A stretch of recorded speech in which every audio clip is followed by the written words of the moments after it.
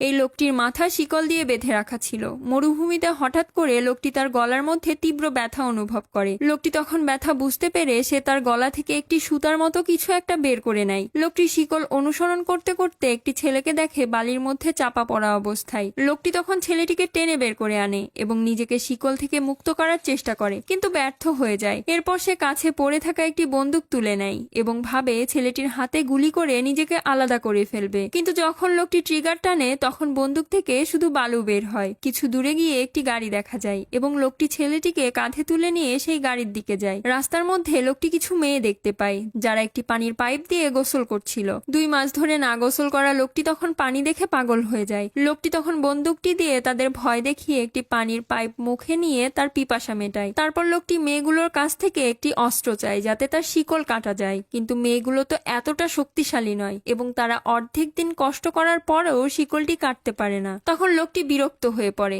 তখন একটি মেয়ে এবং লোকটির মধ্যে লড়াই শুরু হয়ে যায়, তবে লোকটির সাথে মেয়েটি পেরে ওঠে না। দাঁড়িয়ে থাকা আরেকটি মেয়ে সুযোগ দেখে শিকলটি ধরে এবং শিকলটি টানতে শুরু করে যাতে লোকটিকে ফেলে দেয়া যায়। শেষ পর্যন্ত মেয়েটি একটি বন্দুক নিয়ে লোকটির গলায় ধরে এবং তাকে মেরে ফেলতে চায়, কিন্তু মেয়েটি জানতো না যে সেই বন্দুকটি আগে থেকেই খারাপ ছিল। পরের পার্টটি দেখার জন্য প্লিজ সাবস্ক্রাইব।